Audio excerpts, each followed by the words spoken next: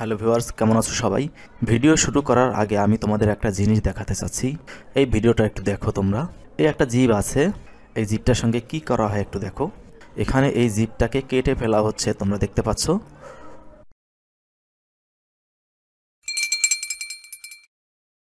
এই যে মাথার অংশটা, এটা হচ্ছে মিডল অংশটা এবং এটা হচ্ছে লেজের অংশটা।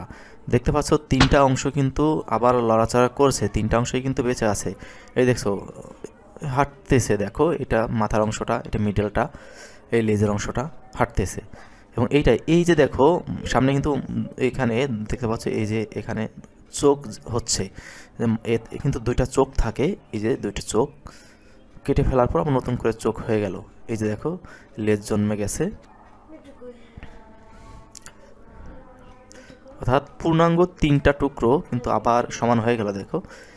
অর্থাৎ এখান থেকে দেখা যায় একটা জীব তাকে কেটে ফেললে সে তিনটা টুকরো হয়ে যায় এবং তিনটা টুকরোই কিন্তু বেঁচে থাকে, একটা টুকরোও কিন্তু মারা যায় না। এখান থেকে তাহলে কি মনে হয়, আমি সেটা নিয়ে একটু আলোচনা করি। আমার আজকের আলোচ্য বিষয় হচ্ছে আত্মা, আত্মার অস্তিত্ব নিয়ে। এটা হচ্ছে পৃথিবীর সকল মানুষেরই একটা বিশ্বাসের জায়গা, সবাই আত্মায় বিশ্বাস করে।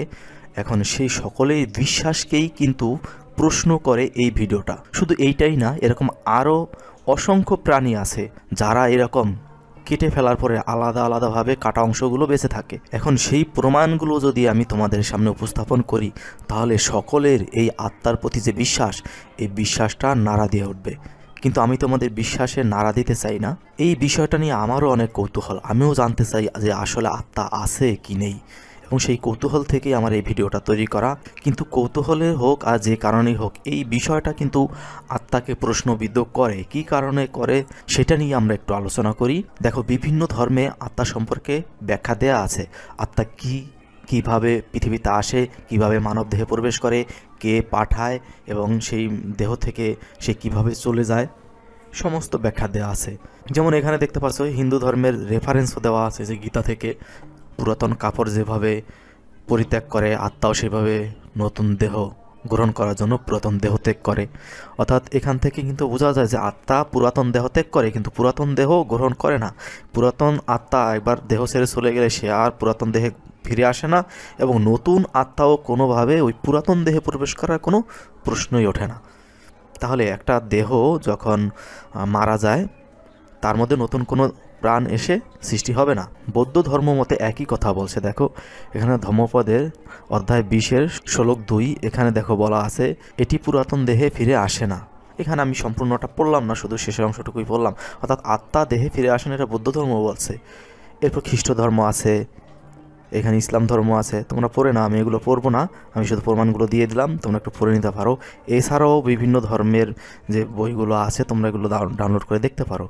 আত্মা কিন্তু কোনোভাবেই আর ফিরে আসে না। একই সঙ্গে বিভিন্ন ধর্মে এই কথাও বলা আছে যে আত্মাকে কেটেও ফেলা যায় না। এখানে আমরা যেটা দেখলাম যে একটা প্রাণীকে তিনটা খণ্ডে ভাগ করা হলো, সে তিনটা খণ্ডেই বেঁচে আছে, তিনটে টুকরো, কিন্তু তার কোনোটাই মারা যায়নি, প্রত্যেকটা এখনও জীবন আছে। কিন্তু কিভাবে সম্ভব? যেখানে শ্রীমদ্ ভাগবত গীতায় 2য় অধ্যায়ে 23 থেকে 25 নং শ্লোকে বলা হলো, অগ্নি আত্মাকে পুরাতে পারে না, জল তাকে ভেজাতে পারে না, বায়ু তাকে শুকাতে পারে না, আত্মাকে কাটা যায় না, পুরানো যায় না, ভেজানো যায় না, শুকানো যায় না, এটি চিরন্তন, সর্বব্যাপী, অদৃশ্য ও অপরিবর্তনীয়। এটাকে পরিবর্তন করা যায় না, কাটা তো যায় না, সেটা এখানে স্পষ্ট বলা আছে, আত্মাকে কাটা যায় না, এই যে এখানে দেখতে পাচ্ছ। তাহলে এই যে এখানে যখন এটাকে কেটে তিনটা ভাগে ভাগ করা হলো, এখানে শুধু এটা দেহটাই ভাগ হয়েছে, আত্মা ভাগ হয়নি। আত্মা আছে এটাও আমি বলবো না, এবং আত্মা নেই এটাও আমি বলবো না। যদি এটার মধ্যে আত্মা থেকে থাকতো, একটা আত্মাই ছিল, তাহলে তিনটা টুকরো তো আত্মা হবে না। দেহকে ভাগ করা হয়েছে, এখানে দেহ ভাগ হয়েছে 3 ভাগে, দেহকে কাটা হয়েছে, কিন্তু আত্মা তো কাটা যায় না। এই তিনটার মধ্যে যে কোনো একটার মধ্যে আত্মা থাকবে, হয়তো এটার মধ্যে থাকবে, নয় এটার মধ্যে, নয় এটার মধ্যে। যেহেতু আত্মা একটা জীবে একটা আত্মা থাকে, তিনটার মধ্যে আত্মা থাকবে না, আত্মা যে কোনো একটার মধ্যে থাকবে। তাহলে বাকি দুইটা যে বেঁচে আছে, এখনও মারা যায়নি, কি কারণে মারা যায়নি, কি দিয়ে বেঁচে আছে? আত্মা ছাড়া তো কেউ বেঁচে থাকতে পারে না। তাহলে এই যে দুইটা টুকরো, এখানে একটা টুকরো, এখানে একটা টুকরো, এই দুইটা টুকরোর মধ্যে হঠাৎ আত্মা কোথা থেকে আসলো? আত্মা তো স্রষ্টা সরাসরি পাঠায়, এবং সেটা বলা আছে, প্রত্যেকটা শাস্ত্রে বলা আছে, কোনোভাবেই সেটা পুরাতন দেহে প্রবেশ করে না। নতুন করে যে আত্মা পাঠালো এদের কাছে, নতুন করে আত্মা পাঠাবে না, কারণ আত্মা পুরাতন দেহে প্রবেশ করবে না, এগুলো পুরাতন দেহ। এখান থেকে যখন আলাদা হয়ে গেল ওই দুইটা মারা যাবে, কিন্তু মারা যায়নি, নতুন আত্মা এর মধ্যে ঢুকবে না। আর আত্মাকে কাটা যায় না, যার ফলে একটা আত্মা 3 খণ্ড হয়ে বা 3 টুকরো হয়ে এই 3টার মধ্যে প্রবেশ করলো, এটাও সম্ভব না, ধর্ম এটাও বলে না। তাহলে আমার প্রশ্ন হচ্ছে, এই 3টাই যে বেঁচে আছে, কি করে 3টা বেঁচে আছে? 3টা টুকরো বেঁচে থাকার কথা নয়, একটা বেঁচে থাকবে, বাকি দুটো আত্মাহীন হয়ে মারা যাবে। এই বিষয়ে শুধু এই একটাই না, অসংখ্য প্রমাণ আছে। এবার আমি একটু বিস্তারিতভাবে তোমাদের সঙ্গে সেই বিষয়টা নিয়ে একটু আলোচনা করি, তোমরা একটু সাথে থাকো, তাহলে বুঝতে পারবে। এখানে দেখো আমি কিছু প্রাণীর তালিকা তৈরি করেছি। এটা হচ্ছে বিজ্ঞানীদের পরীক্ষিত একটি তালিকা। তারা এটার উপরে এক্সপেরিমেন্ট করে দেখেছে যে এই প্রাণীগুলো কেটে ফেলার পরেও তারা আবার পুনরায় জীবিত থাকে, তাদের কাটা অংশগুলো তার প্রত্যেকে আলাদা আলাদাভাবে জীবন ধারণ করে। এখানে দেখো প্রথমে আমি বলবো প্ল্যানেরিয়ার নাম। প্ল্যানেরিয়া হচ্ছে একটু আগে তোমাদেরকে যেটা দেখালাম, এটা কেটে ফেলার পর দেখো এটা কেটে ফেলার পর দেখো 4র্থ দিনে এতটুকু হয়ে গেছে, মাঝামাঝি কেটে ফেলেছিল সেটা। এরকম আরও কিছু প্রাণী আছে, দেখো এটার বর্ণনা কি আছে। এই ফ্ল্যাটওয়ার্মের কোনো দেহের অংশ কেটে ফেললে তা থেকে সম্পূর্ণ নতুন প্ল্যানেরিয়া তৈরি হয়। এর পুনর্জন্ম ক্ষমতা এতই শক্তিশালী যে এর একটি ছোট অংশ একটি পূর্ণাঙ্গ প্রাণী তৈরি করতে সক্ষম। অর্থাৎ এই প্ল্যানেরিয়াকে ছোট ছোট অংশে কেটে ফেললে প্রত্যেকটা অংশই পূর্ণাঙ্গ দেহ ধারণ করে বা পূর্ণাঙ্গ প্রাণীতে রূপান্তর হয়, অর্থাৎ মারা যায় না। এদেরকে যদি তুমি 10টা বা 20টা টুকরো করো, সে 10টা বা 20টা প্রাণীতে রূপান্তরিত হয়ে যাবে, তার আবার নতুন দেহ সবকিছু তৈরি হয়ে যাবে পূর্ণাঙ্গভাবে আগের মতো করে। এরপর আছে স্টারফিশ। স্টারফিশের দেহের কোনো বাহু কেটে ফেললে তা থেকে পুনরায় নতুন স্টারফিশ হয়।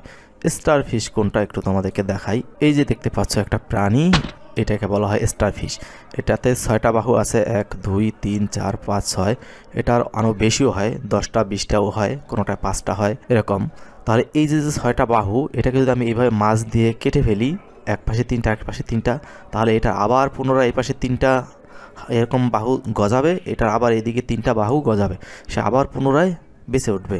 সেম টু সেম এরকম 2টা স্টারফিশে পরিণত হবে। অথবা আমি মাছ বরাবর যদি না কাটি, এটাকে আমি এখান থেকে এই বাহুটা কেটে ফেললাম, এখান থেকে এই বাহু, এখান থেকে এই বাহু, এই 6টা বাহুকে আলাদা আলাদা করে কেটে ফেললাম, মাঝখানের অংশটা আলাদা রাখলাম, তাহলে মাঝখানের থেকে আবার পুনরায় এরকম একটা স্টারফিশ হবে। আর এই যে 6টা বাহু, এই 6টা বাহু আবার পুনরায় এইরকম সেম এরকম আরও 6টা স্টারফিশে, তো টোটাল 7টা স্টারফিশ তৈরি করবে। এটা তোমরা একটু ইউটিউবে সার্চ দাও স্টারফিশ সম্পর্কে, তাহলে তোমরা দেখতে পারবে, ইউটিউবে ভিডিও আছে বা গুগলে করে দেখতে পারো, এটা কিন্তু পরীক্ষিত। এই স্টারফিশটার পুনর্জন্ম ক্ষমতা আছে, তার দেহ সে তৈরি করতে পারে। এরপরেরটা আমরা দেখি স্পঞ্জ। স্পঞ্জের চেহারাটা একটু তোমাদেরকে আমি পরিচয় করাই। স্পঞ্জ বলা হয় এই যে এইটাকে দেখো, এটাকে দেখতে অনেকটা উদ্ভিদের মতো মনে হলেও এটা কিন্তু উদ্ভিদ না। যদিও উদ্ভিদ ও জীব, উদ্ভিদেরও জীবন আছে, এটা হচ্ছে বিজ্ঞানী জগদীশচন্দ্র বসু প্রমাণ করেছিলেন। তাছাড়াও হচ্ছে কোনো একটা নির্দিষ্ট ধর্মে এই উদ্ভিদের সঙ্গে কোনো একজন ব্যক্তি কথা বলতেন, উদ্ভিদ তার কথার উত্তর দিত, এরকম একটা কথা শোনা যায়। তাদের সেই ধর্মের প্রচলিত ধারণা অনুসারেও কিন্তু উদ্ভিদকে জীব বলা হয়, কিন্তু এইখানে এটা কিন্তু কোনো উদ্ভিদ না, এটা সরাসরি প্রাণী। যেমন মাছ, তারপরে হচ্ছে সাপ বা অন্যান্য প্রাণীগুলো যা আছে, এটা কিন্তু ওগুলোর মতোই প্রাণী। এইটা থেকে বাচ্চা হয়, অর্থাৎ এটা এরকমভাবেই দাঁড়িয়ে থাকে, উদ্ভিদের মতো লড়াচড়া করতে পারে না, কিন্তু তারপরেও এটা কিন্তু হচ্ছে পুরুষ যেই স্পঞ্জ আছে, সেই পুরুষ স্পঞ্জ তার শুক্রাণু ত্যাগ করে, সেই শুক্রাণু আবার যে নারী স্পঞ্জ আছে তার ডিম্বাশয়ে যায়, সেখান থেকে আবার তাদের বাচ্চা হয়, সে আবার সে বাচ্চা প্রসব করে। এভাবেই কিন্তু এই স্পঞ্জের জীবনধারা চলে। তাহলে এই স্পঞ্জ কিন্তু কোনোভাবে উদ্ভিদ না, এটাও কিন্তু একটা প্রাণী। কিন্তু এইটাকেও যদি কোনোভাবে কেটে ফেলা হয় কোনো একটা অংশ থেকে, এটা কিন্তু মারা যায় না, এটা আবার পুনরায় নতুন একটা প্রাণীতে রূপান্তরিত হয়, সেম টু সেম ওই রকম আরেকটা নতুনভাবে সে বেঁচে ওঠে। পুরো কাটা অংশটা, এটাকে 10টা খণ্ড করা হলো, সেই 10টা টুকরোই আবার 10টা স্পঞ্জে রূপান্তর হয়। এরপরে কি আছে সেটা আমরা একটু দেখি। এরপরে রয়েছে হাইড্রা। হাইড্রার দেখো, হাইড্রা একটি অত্যন্ত সূক্ষ্ম প্রাণী যা দেহের বিভাজিত হলেও প্রতিটি অংশ থেকে নতুন হাইড্রা তৈরি হয়। দেখো এখানে বলা হয়েছে বিভাজিত হলে, মানে একটা হাইড্রার দেহ যদি টুকরো হয়ে যায়, প্রত্যেকটা টুকরো নতুন একটা হাইড্রায় রূপান্তর হয়। আমরা হাইড্রাটা একটু দেখি, হাইড্রা কীরকম দেখতে। এই যে দেখতে পাচ্ছ, এইটা হলো হাইড্রা। এখানে কয়েকটা হাইড্রা আছে দেখতে পাচ্ছ, এটাকে বলা হয় হাইড্রা। এটা যদি একটাকে কেটে ফেলা হয় তাহলে তারা আবার নতুন হাইড্রা তৈরি করে, কাটা অংশ থেকে, মারা যায় না। এই হাইড্রাকে কিন্তু অমর বলা হয়। স্টার ফিশ বা যেগুলো দেখেন, এই প্রত্যেকটা প্রাণীকে অমর বলা হয়। যদি তাদেরকে কোনোভাবে যদি কেউ মেরে না ফেলে, এগুলো যদি আগুনে দেওয়া হয়, গরম পানিতে দেওয়া হয়, তাহলে এগুলো মারা যেতে পারে। কিন্তু স্বাভাবিকভাবে এরা যেই পরিবেশে বাঁচে সেই পরিবেশেই যদি থাকে, এদের কখনোই মৃত্যু হয় না, এরা অমর হয়ে থাকে। এরপরে দেখো সাপ। এখানে সাপ বলতে এখানে সাপ না, মূলত এটা ইংলিশ যেই শব্দটা দেওয়া আছে এটার অর্থ দাঁড়ায় কেঁচো। আমি তোমাদেরকে দেখাই। এই যে দেখো, একটা প্রাণী আমাদের খুবই পরিচিত একটা জিনিস। এই কেঁচোটা সবাই চিনে থাকো, প্রত্যেকের এলাকাতেই থাকবে, বিশেষ করে গ্রাম অঞ্চলে। এই কেঁচোর অনেকগুলো প্রজাতি হয়, তার মধ্যে কয়েকটা প্রজাতি আছে যাদেরকে যদি তুমি মাঝখান দিয়ে কেটে দাও তাহলে তার যে দুইটা অংশ আলাদা আলাদা, সেই দুইটা অংশ আলাদা আলাদাভাবে বেঁচে থাকবে, একটা অংশ কিন্তু মারা যাবে না। এরপরে কি আছে দেখি। এরপর আছে পলিকিট ওয়ার্ম। এই পলিকিট ওয়ার্ম, এই প্রজাতির কিছু ওয়ার্ম তাদের দেহ বিভাজন করলে প্রতিটি খণ্ড থেকে নতুন ওয়ার্ম তৈরি হয়। তাহলে দেখো কতগুলা আমরা পেলাম এখানে। প্রত্যেকটাই হচ্ছে কি, এরকম আরও আছে, আমি সবগুলো সংগ্রহ করিনি, কয়েকটা নিয়ে আসছি। এরকম বহু প্রাণী আছে আমাদের এই পরিবেশে যারা হচ্ছে তাদের দেহকে আলাদা করা হলে প্রত্যেকটি আলাদা আলাদা দেহ আলাদা আলাদাভাবে বেঁচে থাকতে পারে। এখানেই শেষ নয়, আমি তোমাদেরকে আরও এমন কিছু সহজ উপাদান দেখাচ্ছি যেগুলো তোমাদের চোখের সামনেই ঘটে থাকে, কিন্তু কেউ আমরা সেগুলো নিয়ে চিন্তা করি না, বা আমরা এই বিষয়টাকে আমরা এইভাবে চিন্তা করি না বলে সেটা আমাদের নজরে আসে না। যেমন উদ্ভিদের যে জীবন আছে, উদ্ভিদের প্রাণ আছে, এটা আমরা সকলেই জানি। তার মানে হচ্ছে উদ্ভিদেরও একটা আত্মা আছে, কারণ উদ্ভিদ জন্ম হয়, আবার উদ্ভিদ মারা যায়, ঠিক মানুষের মতোই তারা আবার খাদ্য গ্রহণ করে। এমনকি বিভিন্ন শাস্ত্রে বলা হয়েছে, আমাদের হিন্দু ধর্মে বা অন্যান্য প্রায় সকল ধর্মেই বলা হয়েছে এই উদ্ভিদেরও আত্মা আছে। যেমন আমাদের হিন্দু শাস্ত্রে আমরা দেখতে পাই, বিশেষ করে ভাগবত খুললেই দেখতে পাবে যে বিভিন্ন দেবতা তাদেরকে অভিশাপ দেওয়া হয়, যার ফলে তারা সেই বৃক্ষরূপে জন্মগ্রহণ করে, তারা বৃক্ষাসুর হয়ে যায়। বৃক্ষাসুরের নাম আছে আমাদের শাস্ত্রে। এমনকি শ্রীকৃষ্ণ সেই বৃক্ষকে টেনে উপড়ে ফেললেন, যার ফলে সেই গাছটা মারা গেল, সেই বৃক্ষ থেকে সেই দেবতাদের আত্মা মুক্তি পেয়ে গেল। এই ধরনের ঘটনা আমাদের শাস্ত্রে আছে। ইসলাম ধর্মে যে গাছ কোনো একজন নবীর সঙ্গে কথা বলতো, এরকম তো ঘটনা আমরা শুনেই থাকি। বিভিন্ন ক্যাম্বাসাররা বেশি এটা বলে থাকে যে গাছের সঙ্গে কথা বলতো, গাছ উত্তর দিত, সেখান থেকেই তারা কবিরাজি চিকিৎসা আবিষ্কার করেছে। আমি নামটা বলতে পারবো না সঠিক।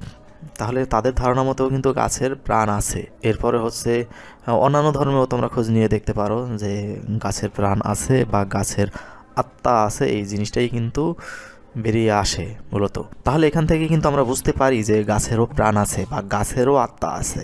এমন একটা গাছের একটাই আত্মা থাকবে স্বাভাবিকভাবেই, কিন্তু আমাদের আশেপাশে তোমরা দেখো যে একটা গাছ থেকে অসংখ্য গাছ হয়। যেমন এই যে কচুরিপানা, যেমন এই যে পাথরকুচির কোনো পাতা যদি ছিঁড়ে ফেলি, যেহেতু মূল আত্মাটা গাছের সঙ্গে থাকবে, পাতাটা আলাদা হয়ে গেলে পাতাটা মারা যাবে, অথবা পাতাটার সঙ্গে যদি আত্মাটা বেরিয়ে আসে তাহলে গাছটা মারা যাবে, পাতাটা থাকবে। কিন্তু না, তা হয় না। এই পাতাটাকে ফেলে দিলে অসংখ্য চারা গাছ সেখান থেকে হয়ে যায়। তোমরা বলতে পারো সেখানে তো এই গাছের জন্ম প্রক্রিয়া এরকম, তাই ওখানে হয়তো নতুন আত্মা আসে। সেটা মেনে নিলাম, এই কারণে আমি এটাকে ছেড়ে দিলাম তোমাদের উপরে। তাহলে এবার আমি কিছু সহজ উপাদান দেখাই। যেমন গোলাপের শাখা, যদি একটা গোলাপ গাছের শাখাকে 10টা খণ্ডে খণ্ড করো বা 100 টুকরো করো, সে 100 টুকরোই তুমি আলাদা আলাদা স্থানে পুঁতে দাও, ওই 100টার একটাও কিন্তু মারা যাবে না, প্রত্যেকটাই বেঁচে থাকবে, পূর্ণাঙ্গ গাছে রূপান্তর হবে। তাহলে এটা তো পুরাতন দেহ, আত্মা তো পুরাতন দেহের প্রবেশ করে না। তাহলে আর এটা তো পূর্ণাঙ্গই একটা গাছ, সেই গাছটাকেই কেটে ফেলা হয়। এমন না যে নতুন গাছ সেখান থেকে জন্ম নিয়েছে, অঙ্কুরোদ্গম হয়েছে, অঙ্কুরোদ্গমও হয় না, ওই গাছটাই বেঁচে ওঠে, বড় হয়। এরকম অসংখ্য গাছ আছে যেগুলোকে আমরা হচ্ছে শাখা ভেঙে যদি অন্য কোথাও রোপণ করি, সেই গাছটাই, সেই ডালটাই আবার পুনরায় হচ্ছে বড় গাছে রূপান্তর হয়। সেই গাছটা মারা গিয়ে সেখানে গোড়ান থেকে নতুন করে অঙ্কুরোদ্গম হয়, তা হয় না। ওই ডালটাই বা ওই গাছটাই পুনরায় বেঁচে ওঠে। যদি 10টা ডাল আমরা ভেঙে নেই, যদি আমরা 10টা ডাল ভেঙে নেই, 10টা ডাল আমরা আলাদা স্থানে রোপণ করি, ওই ডালগুলোই 10টা অংশে আলাদাভাবে বেঁচে থাকে। এরপর আখ আছে, এরকম আরও অনেক ধরনের গাছ আছে।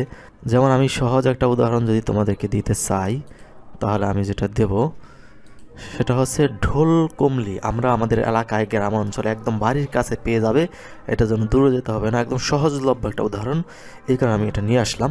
আমাদের গ্রাম অঞ্চলে সকলেই যে জমির থাকে বা বাড়ির পাশে জমিনে এরকম ঢোল কমলি থেকে থাকে, অনেকে কমলি বলে, অনেকে ঢোল কমলি বলে, আমাদের এলাকাতে এগুলোকে ঢোল কমলি বলা হয়। এই ফুলগুলো দেখলে সকলেই চিনতে পারবে।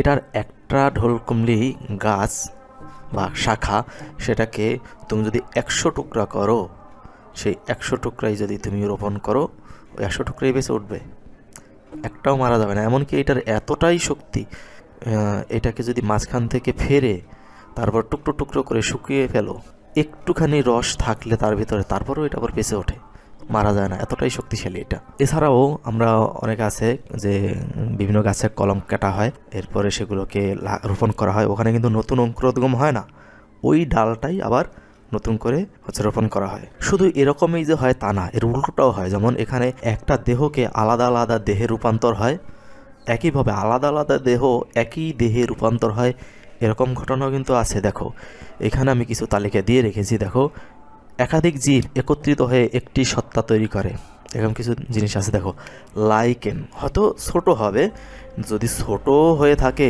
জীব তো, প্রাণী তো, ওর তো একটা আত্মা আছে, যেহেতু বেঁচে থাকে আবার মারা যায়। এই ক্ষেত্রে এই লাইকেন হচ্ছে এমন একটা জীব যেটা হচ্ছে এককভাবেও বেঁচে থাকতে পারে, আবার অসংখ্য লাইকেন একত্র হয়ে একটা লাইকেনে রূপান্তর হয়ে বেঁচে থাকতে পারে। তবে হ্যাঁ, এগুলোর মধ্যে কিছু কিছু ক্ষেত্রে একটু ব্যতিক্রম আছে। যেমন এখানে যে নামগুলো দিলাম, এর মধ্যে কোনো কোনো প্রজাতি এরকম আছে, যেমন একাধিক জীব মিলে একত্রে বসবাস করলেও তারা মূলত আলাদা জীব হিসেবেই থাকে, তাদের সত্তা আলাদাই হয়, কিন্তু একত্রেই তাদের একটা জীবের মতোই আচরণ করে, এরকমও হয়, বিজ্ঞানেরই দাবি এটা। আবার কিছু কিছু এরকমও আছে যে একাধিক সত্তা মিলে একটা সত্তাতেই রূপান্তর হয়, এরকমও উদাহরণ আছে।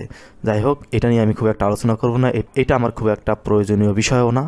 আমার মূল বিষয় হচ্ছে যে একটা অংশ কেটে আলাদা আলাদাভাবে বেঁচে থাকে, এইটা হচ্ছে আমার মূল ফোকাস, আমি এটা নিয়ে আলোচনা করতে চাই। তাহলে এই ক্ষেত্রে যারা আত্মায় বিশ্বাসী তাদের কাছে আমার একটু প্রশ্ন, যে কিভাবে সম্ভব এটা? একটা দেহ যখন কেটে আলাদা আলাদা দেহে রূপান্তর করা হয়, সেটা বেঁচে থাকে আলাদা আলাদাভাবেই, এটা কিভাবে সম্ভব? ওখানে আত্মা কিভাবে আসে? আসলে কি তাহলে ওই দেহটার মধ্যে আত্মা ছিল? যদি থাকে, একটা আত্মা থাকবে, বাকিগুলোর মধ্যে আত্মা থাকবে না, যার কারণে মরে যাবে। কিন্তু মারা যায় না, সে বেঁচে থাকে, আলাদা আলাদাভাবেই বেঁচে থাকে এবং সে পুনরায় দেহ গঠন করে। এর থেকে কিন্তু এটাই নির্দেশ করে যে প্রকৃতপক্ষে ওই দেহটার মধ্যে কোনো আত্মাই নেই, বা দেহ বেঁচে থাকার জন্য আত্মার প্রয়োজনই হয় না। হয়তো একটা জীবন ধারণ করার জন্য হয়তো জীবেরই কিছু বৈশিষ্ট্য হয়তো ওরকম আছে যে সে নিজের দেহটাকে পরিচালনা করতে পারে, তার ভিতরে একটা ব্রেইন সৃষ্টি হয়। যেমন কম্পিউটারে একটা মাইক্রোপ্রসেসর থাকে, সেই প্রসেসর থেকে কমান্ড দেওয়া হয়, দেহের মধ্যে সেই ব্রেইনটাই হচ্ছে সেই প্রসেসর যা পুরো দেহটাকে কমান্ড দেয়। আর এমনিতেও বিজ্ঞান কিন্তু এটাই দাবি করে যে মস্তিষ্কই হচ্ছে মানুষের দেহের প্রত্যেকটা অংশে কমান্ড দেয়। আমাদের মস্তিষ্ক যদি ভালো না থাকে তাহলে আমাদের দেহ কাজ করে না। যেমন আমার হাত আমি তুলতে পারবো না, আমার মস্তিষ্ক যদি আমার হাতকে কমান্ড না দেয় যে হাত উঠো, তাহলে আমার হাত উঠতে পারবে না। আমার হাতকে আমি উঠাই না, আমার মস্তিষ্ক তাকে কমান্ড দেয় বলেই আমার হাতটা ওঠে। তার মানে এখানে কিন্তু আমার দেহটাকে নিয়ন্ত্রণ করে হচ্ছে মস্তিষ্ক। তাহলে এখানে কিন্তু আত্মা নিয়ন্ত্রণ করে, এই বিষয়টা কিন্তু বিজ্ঞানও এটাকে দাবি করে না বা মানে না। এখান থেকেও কিন্তু আত্মা দেহকে নিয়ন্ত্রণ করে এটা প্রমাণ হয় না, কারণ এখান থেকে কিন্তু আত্মাকে সরাসরি অস্বীকার করে। কারণ একটা দেহ একটা আত্মা থাকতে পারে ধর্মীয় বিশ্বাস অনুসারে, একটা দেহে একাধিক আত্মা থাকে না। তাহলে একটা দেহ যখন আলাদা আলাদা হয়ে যাবে, তাহলে সেখান থেকে যে কোনো একটা বেঁচে থাকবে, বাকিগুলো মারা যাবে, কিন্তু সেটা মারা যায় না। এতক্ষণ আমি যেই উদাহরণগুলো দিলাম এর মধ্যে থেকে কয়েকটার প্রমাণ পেয়েছি, সেগুলো আমি একটু দেখাচ্ছি। সবগুলো হয়তো এগুলো এতই ক্ষুদ্র ক্ষুদ্র জীব যে এগুলো আসলে সচরাচর ভিডিও পাওয়া যায় না। বিজ্ঞানীদের যেই রিসার্চগুলো এগুলো খুঁজলে হয়তো পাওয়া যায়। এটা হলো প্ল্যানেরিয়া, দেখতেই পাচ্ছ। এটা আমি আগেও তোমাদের দেখালাম, এই যে কেটে ফেলা হচ্ছে, একটা দুইটা তিনটা খণ্ড হলো, তাদেরকে জলের মধ্যে ছেড়ে দেওয়া হলো। এটা কিন্তু নড়াচড়া করছে, এটা করছে এটা ধীরে নড়ছে কিন্তু বোঝা যাচ্ছে না হয়তো। এই যে এদিকে একটু ভালোভাবে খেয়াল করলে বোঝা যাচ্ছে, এই যে এই অংশটা এই যে নড়া দিয়ে উঠলো দেখো। তাহলে 3টা অংশই কিন্তু বেঁচে আছে। দেখো এটা 4র্থ দিনের অবস্থা, এটা কত বড় হয়ে গেছে, পূর্ণাঙ্গ রূপে রূপান্তর। এই যে চোখ দেখো, 2টা চোখ হয়ে গেছে, এই যে এটা আরও চোখ হয়ে গেছে, এই মাঝখানের অংশটা, অর্থাৎ পূর্ণাঙ্গ এই যে 3টাই কিন্তু সম্পূর্ণ হয়ে গেল 7ম দিনে যেখানে দেখানো হচ্ছে। আর এইটা হচ্ছে স্টারফিশ। দেখো তোমাদেরকে আমি একটু আগে যেটা দেখিয়েছিলাম ছবিটা, এই যে এইরকম থাকে দেখো, এইটাই কিন্তু মাঝখান দিয়ে, এখানে মাঝখান দিয়ে কেটে ফেলা হয়েছে, 2টা টুকরো করা হয়েছে। আমি বলেছি যে এইভাবে আলাদা আলাদা বাহুগুলোকে আলাদা আলাদা করলে তারা বেঁচে থাকতে পারে। তোমরা ইন্টারনেটে একটু ঘেটে নাও, আমি শুধু তোমাদেরকে ইনফরমেশনটা দিলাম। সব কিছু দিলে আমার হয়তো ভিডিওটা বড় হয়ে যাবে, এই কারণে আমি সবগুলো দিচ্ছি না। দেখো এই যে এই প্রাণীটাকেই কেটে ফেলা হয়েছে, একটা অংশ, কিন্তু এই দেখো 3টা বাহু কিন্তু গজিয়ে গেছে এটার।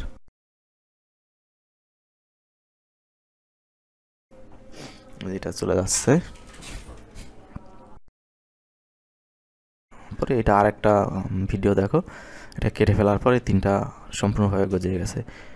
এইখানে অন্য একটা উদাহরণ দেখাবো। দেখো এক ধরনের জীবাণু বা এক ধরনের বলতে পারো কৃমির মতো এক ধরনের ওয়ার্ম থাকে, যেটা শৈবালের মধ্যে, যেখান থেকে একটু শৈবাল তুলে আনলো সেটার মধ্যে কিছু জীব থাকে। এই যে দেখো এটা হচ্ছে মাইক্রোস্কোপ দিয়ে তারা দেখাচ্ছে এই ধরনের জীবগুলো থাকে। যেহেতু নড়াচড়া করছে, এরা বেঁচে থাকে, আবার এরা মারাও যায় কখনো কখনো। তাহলে এগুলো কিন্তু প্রাণী, এগুলোকে প্রাণ আছে, প্রাণী বলতে হবে, বা এগুলোর মধ্যেও আত্মা আছে। যেহেতু অসংখ্য আত্মার কথা বলা হয়েছে বিভিন্ন শাস্ত্রে, তাহলে এগুলোর আত্মা আছে, স্পষ্টই দেখা যাচ্ছে এগুলোর জীবন আছে, এগুলোর আত্মা আছে, এগুলো বেঁচে থাকে। এটাকে কাটার চেষ্টা করছে, দেখো মাইক্রোস্কোপে দেখেই এটাকে কাটার জন্য ট্রাই করা হচ্ছে, কিন্তু পারতেছে না। এবার সম্ভবত সফল হয়েছে, দেখো কেটে ফেলেছে এই একটা অংশ, কিন্তু কাটার পরে বেঁচে আছে। এই হচ্ছে আরেকটা অংশ, এইটা দেখো এটাও জীবিত আছে, এটাও দেখো লড়াচড়া করতেছে, এই যে লড়লো দেখো।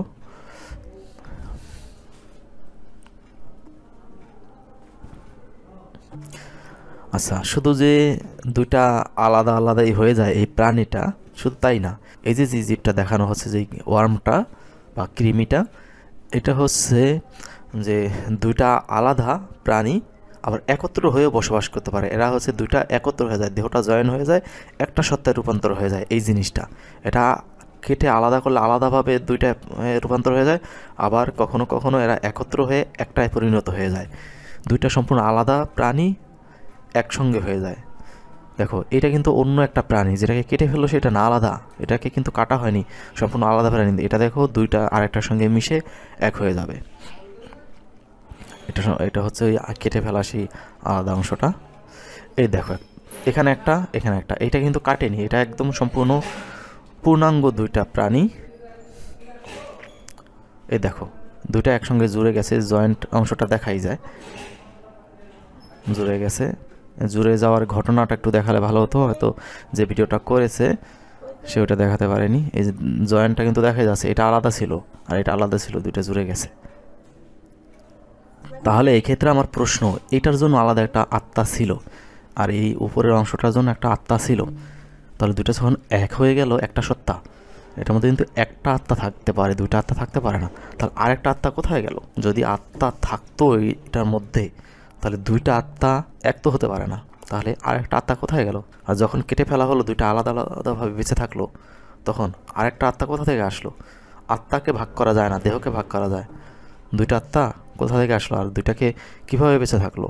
এই যে দেখতে পাচ্ছ, এটাকে বলা হয় হাইড্রা। এটা একটা হাইড্রা, এটা একটা, এই পুরোটা, এটা আরেকটা হাইড্রা। এই হাইড্রার দেহ থেকেই আবার নতুন হাইড্রার জন্ম হয়। এই দেখো একটা জন্ম হচ্ছে, এগুলো আলাদা হয়ে যাবে। এরপর দেখো একটা পূর্ণাঙ্গ হাইড্রা, তাকে যে কাটা হচ্ছে, দেখো যে কেটে ফেললো, এই যে মাথা কেটে ফেলছে হাইড্রা, আর এই যে আরেকটা অংশ পরে আছে, এই দেখো এটাও বেঁচে আছে, এটাও নড়াচড়া করছে, দুটো অংশ কিন্তু নড়াচড়া করছে। আমি একটু পিছনে দিই, দেখো এই যে এটাও হাঁটছে, এটাও হাঁটছে, দুইটাই দেখো। এই যে এটার আবার এই যে দেখো এদিক দিয়ে যে বাহুগুলো গাজাচ্ছে। যে ভিডিওটা তৈরি করেছিলাম সেটা শেষ হয়ে গেছে। আমি এখানে যেই ভিডিওগুলো তোমাদের দেখালাম এগুলো যেখান থেকে আমি নিয়েছি ইউটিউবে, যেই ভিডিও থেকে আমি শর্টকাট দেখালাম, আমি এই ভিডিওটাকে এডিট করে অল্প অল্প করে দেখিয়েছি যাতে কপিরাইট না আসে তার জন্য। কিন্তু এটার পূর্ণাঙ্গ ভিডিওটা তোমরা এই লিঙ্কে গেলে দেখতে পাবে। এখানে আমি প্রত্যেকটা ভিডিওটা, এটা হচ্ছে স্টারফিশের ভিডিওটা, এটা হচ্ছে হাইড্রা, এটা হচ্ছে এই যে স্পঞ্জের ভিডিও, এগুলো আমি লিঙ্ক দিয়ে দিয়েছি। তোমরা এখান থেকে তোমরা হচ্ছে এই পূর্ণাঙ্গ ভিডিওটা দেখতে পারবে, অথবা এছাড়াও তোমরা আলাদা করে সার্চ দিলে তোমরা ইউটিউবে দেখতে পারবে বিভিন্নভাবে যে এইটার জীবনচক্রটা কি, আসলে কিভাবে কেটে ফেললো তারা আবার পুনরায় বেঁচে ওঠে। এই যে এই স্টারফিশের একটা বাহু কেটে ফেললে সে যে পুনরায় আবার পূর্ণাঙ্গ দেহ তৈরি করে, এই প্রণালীটাও ইউটিউবে আছে, তোমরা একটু খুঁজলে দেখতে পাবে। আর এই যে তথ্যগুলো দিলাম এটা হচ্ছে আমি ইউটিউবের ডেসক্রিপশন লিঙ্কেও আমি দিয়ে দেবো, যদিও ফেসবুক পেজে আমি এই লিঙ্কগুলো শেয়ার করবো না। আর হচ্ছে আমার যে সত্যের আড়ালে নামক যেই ব্লগ স্পট পেজটা আছে, সত্যের আড়ালে .blogspot.com, এখানে হচ্ছে আমি এটা পোস্ট করে রেখেছি অলরেডি। এখানে কিন্তু সমস্ত কিছু দেওয়া আছে, এই ইনফরমেশনগুলো, এমনকি এই লিঙ্কগুলো এখানে দেওয়া আছে ছবি সহ, তোমরা এখান থেকে দেখে নিতে পারো। এতক্ষণ তো আমি তোমাদের উদ্ভিদ এবং অন্যান্য ছোট ছোট প্রাণীর কথা বললাম। এবার আমি সরাসরি মানুষের কথায় আসি। আমরা মানুষ সাধারণত মারা গেলে আমরা মনে করি যে মানুষের পুরো দেহ মারা গেছে, কিন্তু আসলে এরকমটা হয় না। আমরা মূলত ব্রেইন অকেজ হওয়াকেই মৃত্যু বলে মনে করি। তার সমস্ত শরীর কিন্তু মারা যায় না। যেমন বিভিন্ন রোগে আক্রান্ত হয়ে বা অসুস্থতার কারণে যখন মারা যায়, তখন ধীরে ধীরে তার অপুষ্টিজনিত বা বিভিন্ন সংক্রমণের কারণে তার শরীরের বিভিন্ন অঙ্গই মারা যায়। আগে কারো কিডনি নষ্ট হয়ে যায়, লিভার নষ্ট হয়ে যায় এভাবে, এবং তার ব্রেইনটা সবার শেষে মারা যায়। কিন্তু এমনও অনেক ঘটনা ঘটে যখন ব্রেইনটা আগে মারা যায় বলতে ব্রেইনটা অকেজো হয়ে যায়, যে তার অন্যান্য শরীরের অন্যান্য অংশ এখনও জীবিত আছে কিন্তু তার ব্রেইনটা অকেজো হয়ে গেছে, যার ফলে তখন কিন্তু তার পুরো শরীর মারা যায় না। তার ব্রেইন অকেজো হওয়ার কারণে ব্রেইন থেকে যেহেতু তার পুরো শরীর নিয়ন্ত্রিত হয়, তাহলে ব্রেইন অকেজো হলে তার শরীরের কোনো অংশই আর ওইভাবে কাজ করতে পারে না, কারণ ব্রেইন তো কমান্ড দেয় না, যার কারণে রক্ত চলাচল করে না, যার কারণে হচ্ছে আমরা তার শরীরে পালস পাই না, আমরা তাকে মৃত্যু বলে ধরে নেই। কিন্তু বিজ্ঞান কিন্তু এইটাকেও কিন্তু ব্যতিক্রম ব্যাখ্যা দেয়। আমরা এটা নিয়ে একটু কথা বলি। এখানে দেখো, মানুষের শরীর থেকে আলাদা করার পরেও কিছু অঙ্গ কিছু সময়ের জন্য জীবিত থাকতে পারে এবং কাজ চালিয়ে যেতে পারে। এর মধ্যে কয়েকটি উল্লেখযোগ্য অঙ্গ হলো হৃৎপিণ্ড।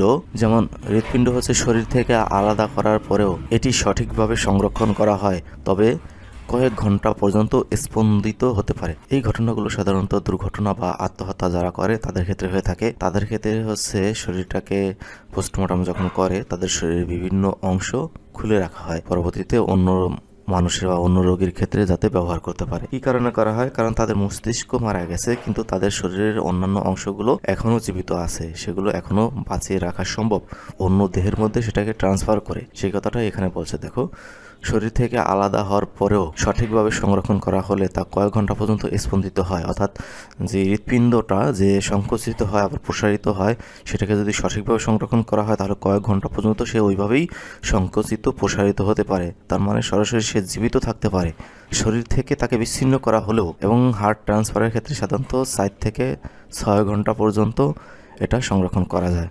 মানে শরীর থেকে আলাদা হয়ে যাওয়ার পরও এই হৃৎপিণ্ডটা 4 থেকে 6 ঘন্টা পর্যন্ত বেঁচে থাকতে পারে এবং এই কাজটা আত্মা ছাড়াই হয়ে থাকে। তাহলে এই হৃৎপিণ্ডর কিন্তু আলাদা করে বেঁচে থাকার জন্য আত্মার প্রয়োজন হয় না। আর যদি বলে থাকো যে না, আত্মা ওই হৃৎপিণ্ডর মধ্যেই থাকে, এই কারণে ওটা প্রসারিত হয়, সংকুচিত হয়, তাহলে একই সঙ্গে হৃৎপিণ্ডর সঙ্গে অন্যান্য যেগুলো আছে অঙ্গ, সেগুলো কিন্তু বেঁচে থাকতে পারে। যেমন হৃৎপিণ্ড আলাদা হয়ে গেল, তার কিডনি আলাদা হয়ে গেল, তার হচ্ছে ফুসফুস আলাদা হয়ে গেল, এইভাবে কিন্তু প্রত্যেকটা আলাদা আলাদাভাবে কিছু সময় বেঁচে থাকে। তাহলে সেগুলো কিভাবে হয়? সবগুলোর ভিতরে তো আর আত্মা থাকবে না, যে কোনো একটার মধ্যে আত্মা থাকতে পারে। এখানে এই কথাটাই দেখো, মস্তিষ্ক বাদে অন্যান্য পেশি শরীর থেকে বিচ্ছিন্ন হওয়ার পরও কিছু সময় পর্যন্ত পেশিগুলো সংকুচিত হতে পারে, কারণ স্নায়ুতন্ত্রের শেষ বিদ্যুৎ সংকেত কিছু সময়ের জন্য কাজ করে।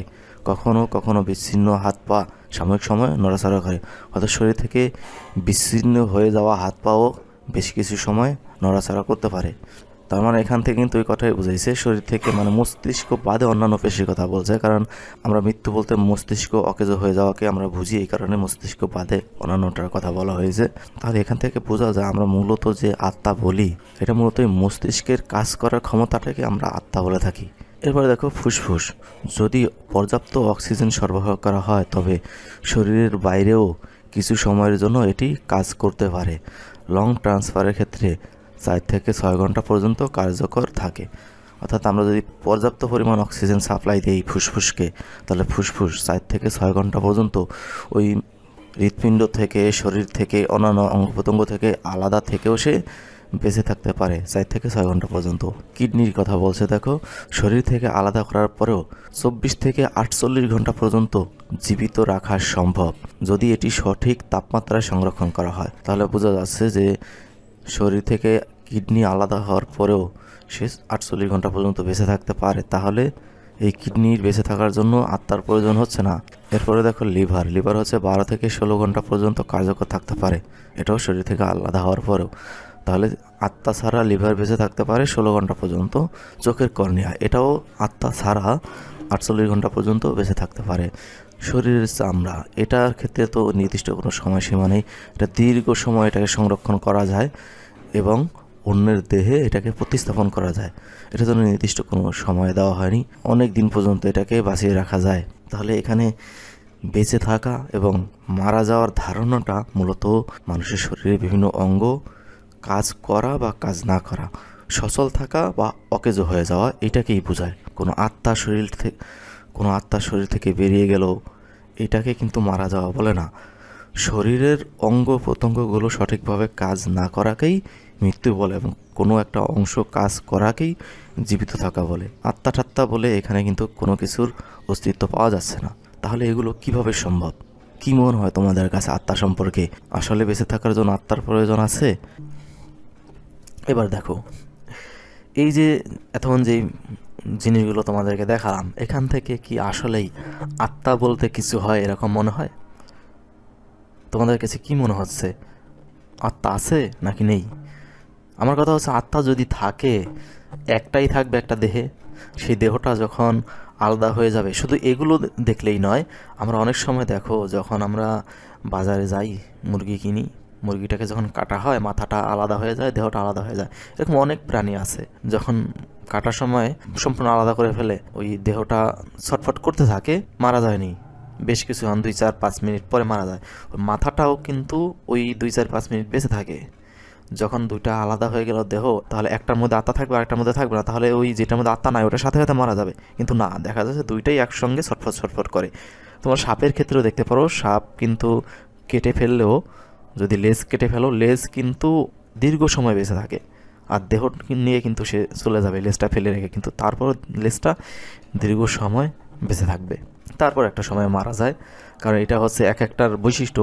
মানব দেহের যেমন হাত কেটে ফেলে হাত গজাতে পারে না, এটা যে রিকভারি করার শক্তি আমাদের নেই। যেই সকল প্রাণীর রিকভারি করার ক্ষমতা বেশি বা আছে, তারই রিকভার করতে পারে। যদি ব্যাঙের কথা বলি, ব্যাঙের একটা পা বা একটা হাত যদি আমরা কেটে ফেলি, সেখান থেকে আবার নতুন করে তার হাত গজায়। যদিও সেই কেটে ফেলা হাত থেকে নতুন একটা ব্যাঙ হয় না, কারণ তার রিকভারি করার ক্ষমতাটা কম, যার কারণে সে শুধু হাতটাই রিকভার করতে পারে, পুরো দেহটা রিকভার করতে পারে না। আমাদের মানুষের তো কিছুই রিকভার করার শক্তি নেই, তাই আমাদের কোনো একটা অঙ্গ কেটে গেলে আমরা সেটা রিকভার করতে পারি না।